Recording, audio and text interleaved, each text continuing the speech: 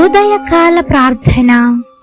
ఈరోజు దేవుడు మనకు అనుగ్రహించు దేవుని వాగ్దానము, ఇదిగో నేనొక నూతన క్రియ చేయుచున్నాను, ఇప్పుడే అది మొలుచును.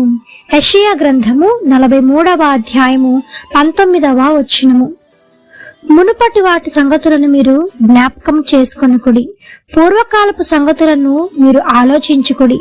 ఎందుకంటే ఇదిగో ఇప్పుడే నేను మీకు ఒక నూతన క్రియను మీ జీవితంలో జరిగించబోతూ ఉన్నాను అని దేవుడు ఈ యొక్క వాక్యం ద్వారా పలుకుతూ ఉన్నాడు.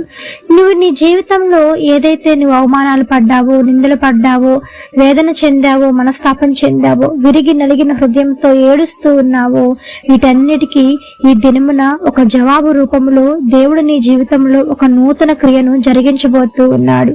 నీ సహనానికి ప్రతిఫలముగా, నీ ఓర్పుకు బహుమానముగా ఈ దినమున ఇప్పుడే నువ్వు నమ్మితే నీ జీవితంలో ఒక నూతనమైనటువంటి ఉత్సాహాన్ని, ఒక నూతనమైనటువంటి ఆ యొక్క కొత్త క్రియను, నూతనమైన అద్భుతమైనటువంటి రీతిలో నీ జీవితంలో గొప్ప కార్యాన్ని నీవు చూడబోతున్నావు.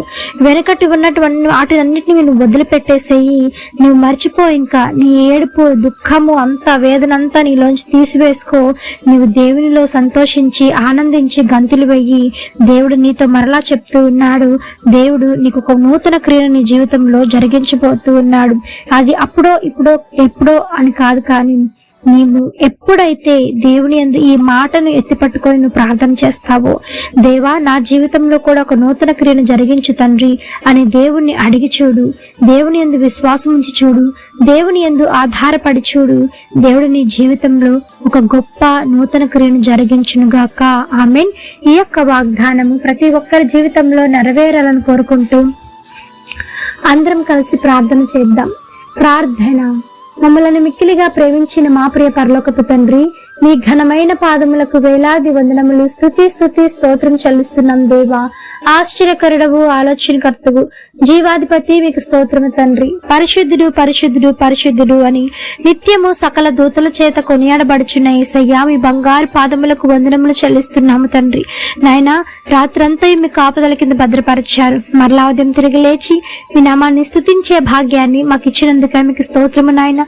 ఈ దినమంతయు తండ్రి మీ యొక్క హస్తంతో మమ్మల్ని కాపాడండి, మీ రెక్కల కింద భద్రం చేయండి, ప్రయాణాల్లో తోడే నడిపించండి దేవా. సహాయం చేయండి తండ్రి. ఇచ్చిన వాగ్దానమును ప్రతి ఒక్కరి జీవితంలో మీరు నూరంతలుగా దీవించి ఆశీర్వదించమని వేడుకుంటున్నాము తండ్రి. రాజా, నీవే మాకు ఆధారము నాయన. నీవు తప్ప మాకు వేరొక దేవుడు లేరు తండ్రి. నాయన, మీపైనే ఆధారపడి ఉన్నాము దేవా, మీపైనే విశ్వాసం ఉంచి ఉన్నాము తండ్రి. మా పట్ల కూడా తండ్రి కార్యము జరిగించవా అని ఎంతమంది అయితే నాయన ఈ దినమున అడుగుతూ ఉన్నారు. అడిగిన వాటన్నిటిని వారు పొందుకునేలాగున వారి నూతన క్రియను జరిగించమని వేడుకుంటున్నాం దేవా. యేసు నామములో సహాయం చేయండి తండ్రి. ఆర్థిక సమస్యల నుంచి విడుదల కలిగించండి. నేను యెషయా మొద్దు నుంచి చిగురు పుట్టును అన్న విధముగా తండ్రి, మోడు బారిన వారి జీవితాల్లో నుంచి పచ్చని ఒలివ మొక్కల వంటి వారి జీవితం లేవనెత్తండి తండ్రి. చిగురింప చేయమని వేడుకుంటున్నాం దేవా. ఆత్మ ఫలాలు దయచేయమని వేడుకుంటున్నాం తండ్రి. సంతోషాన్ని దయచేయండి నాయన. కృంగిన వారి జీవితాలను నీవు లేవనెత్తి చీకటి జీవితాల్లో నుంచి వారికి విడుదల కలిగించండి యేసు నామములో. సహాయం చేయవా తండ్రి. అర్థిస్తూ ఉన్నాము తండ్రి.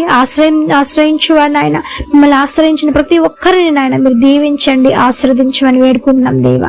నాయన, మరి ఎంతమంది బలహీనతలతో కొట్టుమిట్టాడుతూ ఉన్నారు, బలహీనతల నుంచి విడుదల కలిగించండి దేవా. యేసు నామములో సహాయం చేయండి తండ్రి.